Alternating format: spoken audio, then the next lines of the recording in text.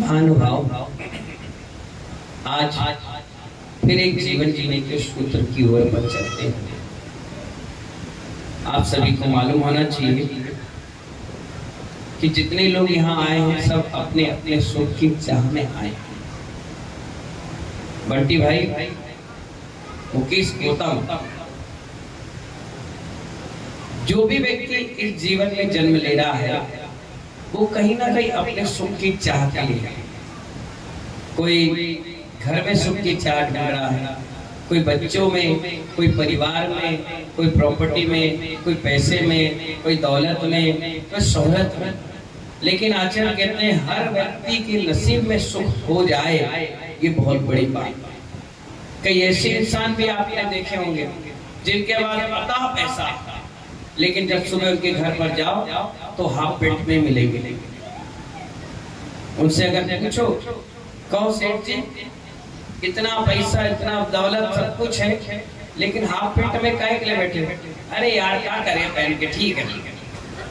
और कुछ ऐसे हैं जिनकी 10,000 रुपए की नौकरी है, जब उनको आप सुबह से शाम तक देखो तो बढ़िया कोट पैंट टाई, बिल्कुल ऐसे जैसे कि आज ही अमेरिका से लौट करके आए।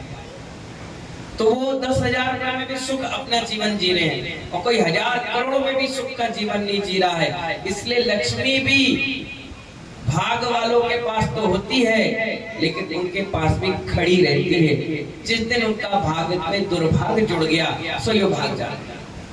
लक्ष्मी की फोटो कभी आपने देखी बैठे बैठे? महावीर भैया, कैसी होती लक्ष्मी? हमेशा खड़ी रहती है। क्या रहती है? खड़ी रहती है। वो जब तुम्हारा पुण्य रहता है जब तक रहती है, और जिस दिन पाप का उदय आया सही भाग जाती है। आदमी अर्श से फर्श पर और फर्श से अर्श पर पहुंच जाता है। आचार्य कहते हैं कि कई बार हम जिस व्यक्ति को सुखी देखना चाहते हैं, कई बार वो सुख हम उसको तो दे देते हैं, लेकिन हम दुखी होकर भी जीवन जी जाते हैं। ऐसी कई दुकानें हैं जहां पर नौकर काम करते थे, और मालिक ने सोचा कि चलो इस व्यक्ति के लिए भी कोई दुकान खोल दे, और उसने दुकान खोल दी। पता चला शीतल चंद जी उसकी दुकान तो बहुत जोरदार चल गई और अपनी फेल हो गई। तो व्यक्ति फिर कभी परोपकार की भावना नहीं रखता। पर एक बात बताएं, वो दुकान मालिक के भाग से नहीं चल रही थी, वो दुकान उस नौकर के भाग और व्यवहार से चल रही थी। लोग यही तो सोचते हैं कि नहीं मैं सब कुछ कर रहा हूँ, मैं ही बोल रहा हूँ। बिल्कुल नहीं, तुम्हारे नहीं, तुम्हारे परिवार में जितने लोग हैं सबके भाग से वो रोटी का अनाज घर पे आ रहा है, और रोटी बन करके सबके हिस्से में जा रही है। बुद्ध से एक व्यक्ति ने कहा, महात्मा जी आपने खूब सुख और शांति और मोक्ष का रास्ता के खूब प्रवचन दिए, क्या कोई एकाध मोक्ष गया क्या? क्या कहा विनोद जी? उसने कहा, बुद्ध महात्मा आपने खूब सत्य, अहिंसा, शौर्य का, ब्रह्म का बहुत सारे प्रवचन आपने दिए, मोक्ष के साधन बताए, मोक्ष का रास्ता बताया, क्या कोई एक व्यक्ति भी मोक्ष गया? मुझे बताओ। उन्होंने कहा एक काम करो, ये डबरा नगरी है, बोले हाँ, एक चक्कर लगा के आओ और पूछो लोगों से, क्या तुम्हें सत्य चाहिए? क्या तुम्हें शांति चाहिए? क्या तुम्हें मोक्ष चाहिए? अगर एक भी व्यक्ति मुझे मिल जाए तुझे, तो मेरे पास आकर मुझे जरूर बता देना। तुरंत तैयार हो गया सबसे पहले राम जी लाल जी के पास। क्या भैया सत्य चाहिए? अरे नहीं भैया, बिना झूठ के तो हम मंडी में कैसे बैठे, हमारे पास नहीं जरूरत। वो तुरंत विनोद जी के पास गया, शांति चाहिए? बोले 8-10 हैं, इतनी से लेके इतनी तक, और शांति नहीं चाहिए, ले जाओ अपनी शांति। ठीक है भैया। महावीर भैया के पास गया, मोक्ष चाहिए? बोले भाई साहब इतना बड़ा मकान बनाया, कम से कम जीवन जीते दो, मोक्ष अभी चले जाएंगे तो मकान कौन देखेगा? अरे हमें नहीं चाहिए। वो हर व्यक्ति के पास गया। लोकेश भाई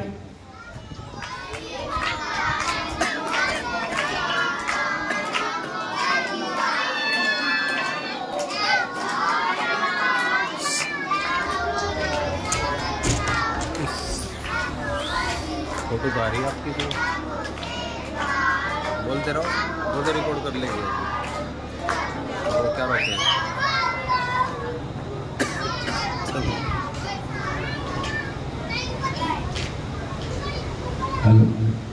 वो कहने लगा, वो लोकेश भाई के पास गया, हमारे रानू भैया के पास गया, पवन जी मामा के पास गया, हमारे बसंत भाई के पास गया, विनय मोदी के पास गया, नीरू के पास गया। डबरा में एक व्यक्ति ने भी ये नहीं कहा कि हाँ मुझे शांति चाहिए, हाँ मुझे सत्य चाहिए और हाँ मुझे मोक्ष चाहिए। एक व्यक्ति ने नहीं कहा। वो घूम करके वापस आया और कहने लगा, एक भी व्यक्ति मुझे नहीं मिला। बोले, इस डबरा में तुम्हें ना सुख की चाह वाला मिलेगा, ना सत्य की राह वाला मिलेगा। ये सब लोग चाहते तो मोक्ष है कि मुझे मोक्ष मिल जाए, लेकिन मोक्ष के लायक कार्य नहीं करते। चाहते तो शांति है कि जब हैरान और परेशान की जिंदगी जीने लग जाते हैं तब कहते हैं घर में, हे भगवान मेरे घर में शांति नहीं है, और अचानक से कोई शांति आ जाए तो कहते हैं, अरे इतनी शांति क्यों है? अगर श्रद्धा आ जाए तो एक बात बताओ डबरा वालों, अगर मैं कह दूं कि कल तुम्हें सत्य बोलना है, कल तुम्हें सत्य से ही जीवन जीना है, तो आप कहोगे हम घर में रहेंगे, हम दुकान नहीं जाएंगे। पूछो क्यों? बिना सत्य, बिना झूठ के हम पानी भी नहीं पी सकते, रोटी भी नहीं खा सकते। हमारी माताएं कितनी अच्छी दांत दिखा रही हैं, कितनी खुश हो रही है, वाह महाराज जी तो जेंट्स की कितनी बुराई कर रहे हैं। अरे झूठ की शुरुआत तो तुम घर से ही करती हो। सबसे पहले कहती हो नल आ गए, क्या कहती हो? राकेश मास्टर साहब क्या पढ़ाते हो बच्चों को आप? यही नल कभी आते हैं, काय के लिए दांत दिखा रहे थे जोर जोर से? झूठ तो सबसे पहले तुमने चालू किया। सुबह उठते ही अपने पति देव से कहा, देखो देखो पार्टी लगाओ, नल आ गए। नल कभी आता है? बताओ। थोड़ी देर बीत गया तो बच्चों से कहते हो, जाओ ये आटा पिसा लाओ। आटा कभी गौतम भाई पिसता है क्या? बताओ बताओ, बोलो बोलो तो। अब क्यों नहीं बोल रही हो? अभी तो खूब अच्छी दांत दिखा रही थी, खूब मजा आ रहा था, जेंट्स की बुराई हो रही थी। महानुभाव ना कभी आटा पिसता है, गेहूं पिसता है, तब जाकर आटा बनता है। नल कभी नहीं आते, नल में पानी आता है। कितना अच्छा प्यार से आप झूठ बोलती हो। और देखिए ये हमारे आपके परिवार के जेंट्स आपके कहने मात्र से कितना विश्वास करते हैं कि माँ बहन भाई बहन ये कह रहे कि नल आ गए, और बेचारे बाल्टी लेकर के नल के नीचे खड़े हो जाते हैं। और थोड़ी देर बाद कहते, माँ नल नहीं आ रहा। झूठ पे झूठ, नल नहीं आ रहा। और माँ भी कहती है, देख देख हिला के देख कहीं तो आएगा।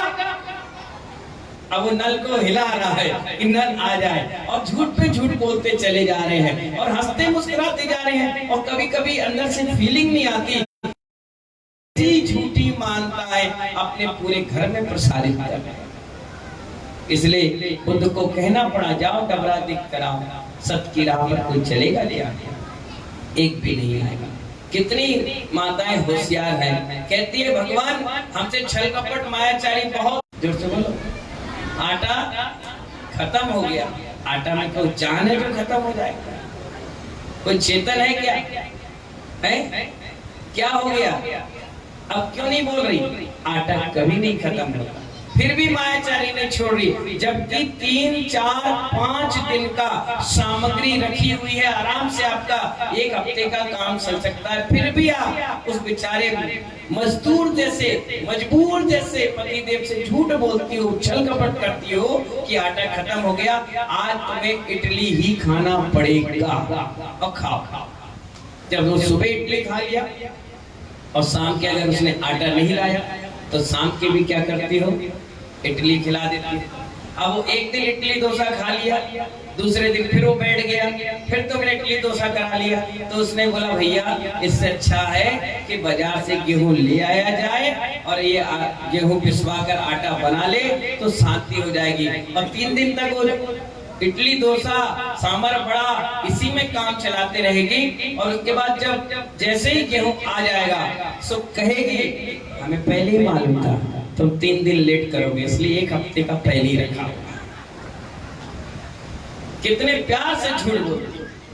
इसलिए मैंने कहा किसी व्यक्ति से पूछोगे कि आपको सत्य की राह पर चलना है, शांति आपको चाहिए है, मोक्ष आपको चाहिए है, तो सीधा मना कर देगा। मालूम है स्वर्ग से इंद्र देवता आए कहाँ? मध्य लोक पर घूमने के लिए।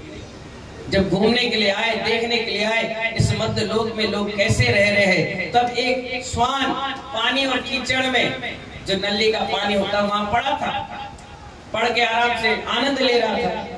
देवता की जो देविका थी उसने कहा देखो देव, ये श्वान पानी में गिरा हुआ है, कीचड़ में लौट रहा है, क्यों ना इसको नहला धुला कर साफ करके अपन स्वर्ग ले चले। उसने देवता ने कहा देखो तुम उसको डिस्टर्ब मत करो, उसको वैसी जिंदगी जीने दो। महिलाएं थोड़ी भावुक होती है, बहुत ज्यादा भावुक होती है। उन्होंने कहा नहीं मेरा मन कर रहा है इसको ले चलो। उन्होंने कहा नहीं वो रहने दो। नहीं बोले नहीं ले चलो। उन्होंने कहा ठीक है चलो। उसने कुत्ते के पास गए, श्वान के पास, और श्वान को नहलाया धुलाया, साफ सफाई करी। श्वान बहुत खुश हो गया कि इतने सारे लोगों में कोई तो मेरा ध्यान रखने वाला है। वो पूंछ हिला करके चाटे में उस देवता ने उससे कहा हम तुम्हें स्वर्ग ले जा रहे हैं, चलोगे क्या? बोले स्वर्ग क्यों नहीं चलूंगा, जरूर चलूंगा मैं। तो बोले ठीक है तो एक काम करो, चलो हमारे साथ। उन्होंने कहा एक शर्त है। क्या कहा गौतम भाई? बोले एक शर्त है। बोले क्या? ऐसा स्विमिंग पूल वहां पे मिलेगा क्या? ऐसा स्विमिंग पूल वहां मिलेगा क्या? देविका ने बोले नहीं, वहां तो स्वच्छ साफ बढ़िया पवित्र सब चीज है। बोले नहीं इरादा कैंसल, मैं तो नहीं अच्छा। तो ऐसी संसारिक व्यक्ति की दशा हो चुकी है। आप कितनी बातें मारो, कितनी प्यारी प्यारी बातें सुन लो, कितने धर्म ग्रंथ आकर तुम्हें पढ़ा दिए जाए, वर्ल्ड के बड़े बड़े महातपस्वी तुम्हारे बीच आकर के बैठ जाएं और तुम सिर्फ यही कहोगे, एक भी व्यक्ति यूं नहीं करेगा। सही कह रहा है कि नहीं? देखो अभी भी सिर हिला रहे, एक व्यक्ति ऐसा नहीं करेगा। मजाल है कोई ऐसा कर ले, सबके स्प्रिंग ऐसी लगी है ऐसे सिर हिलाने का। एक व्यक्ति भी ऐसा नहीं करेगा, क्योंकि तुम लोगों ने उसकी हैबिट डाली कि हमें ऐसा ही करना है, ऐसा करेंगे तो बहुत बड़ा पाप लग जाएगा। नहीं मानो भाव, कुछ हट करके अपनी जिंदगी जिए। आज हमारे बीच में सुख की चाहने वाले बहुत हैं, लेकिन सुख की राह पर जाने वाले कोई नहीं। आदर्श की बातें करने वाले बहुत मिलेंगे, लेकिन आदर्श की राह पर चलने वाले कोई नहीं मिलेंगे। क्योंकि बुद्ध ने इसलिए तो कहा जाओ ढूंढ कर लाओ एक आध व्यक्ति जो मोक्ष के अभिलाषी है। आएंगे, रोएंगे, चिल्लाएंगे, आएंगे, रोएंगे, चिल्लाएंगे, बस कितने देर के लिए? 2 घंटे, 4 घंटे, 8 घंटे, 10 घंटे, 1 दिन, 2 दिन, 5 दिन, 10 दिन, और फिर वही ओल्ड स्टोरी, वही जिंदगी जैसे आप जीते हैं। और किसी ने पूछ लिया क्यों भाई, कल तो कह रहे थे ऐसा है वैसा है, अब अरे भैया अब रहना जीना मरना ठीक है, छोड़ो कोई बात नहीं। बस यहीं से मनोकामनाएं, यहीं से महत्वाकांक्षाएं समाप्त हो गई। अब काय की जिंदगी जी रहे हो? वही जिंदगी जो जिंदगी जीते जी हम आए। इसलिए आचार्य भगवान कह रहे हैं हम सभी से कि अपनी जिंदगी में थोड़ा सा फर्क लाइए, जो सुनते हैं उसको आचरण में भी उतारिए। हल्का सा भी परिवर्तन अगर आपका आ गया तो ये जीवन बहुत बड़ा क्रांति ले आएगा। आज मुझे बड़ी खुशी होती है, आज हमें बड़ी खुशी होती है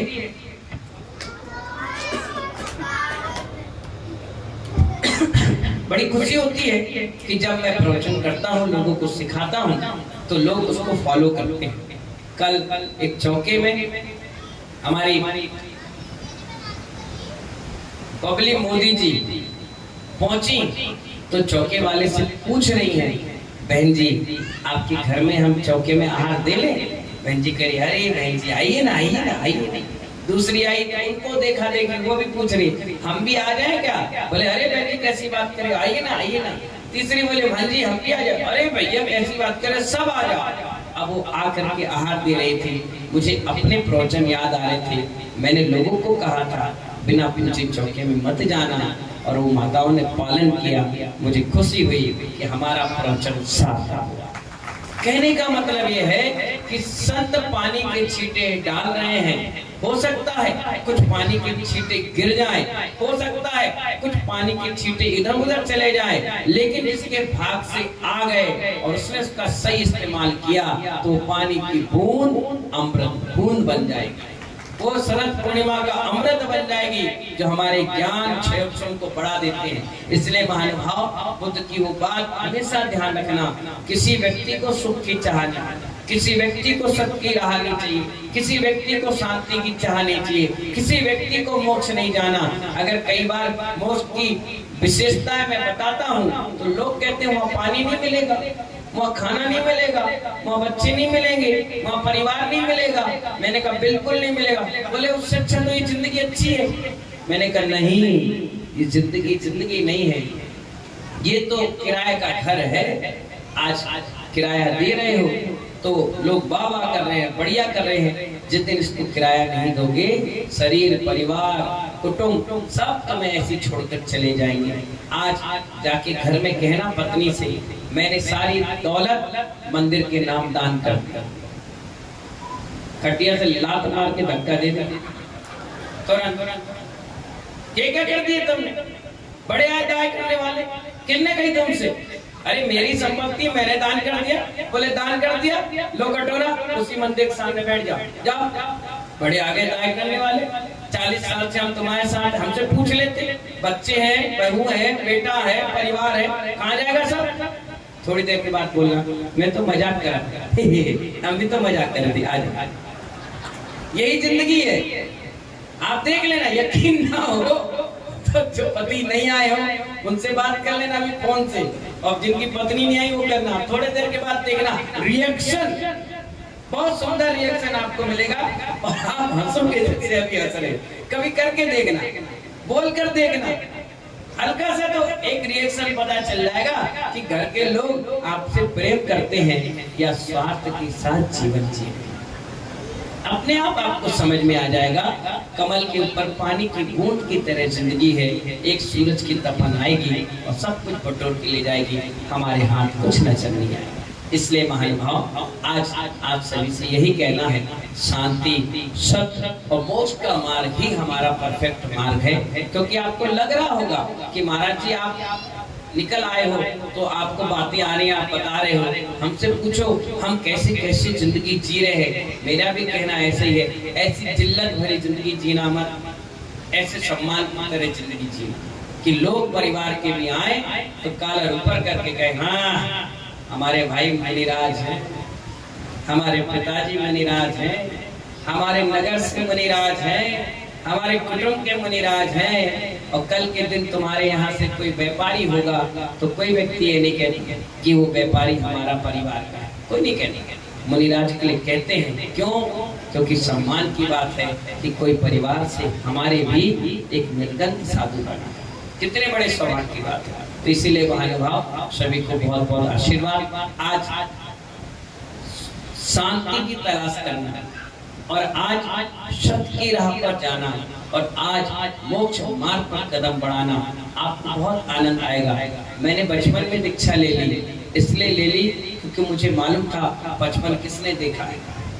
और पूर्व नियोग में कहीं ना कहीं हम भी मुनि रहे होंगे, तपस्वी रहे होंगे, उसी के कारण हमारे भाव बने। काय के लिए? दीक्षा लेने के।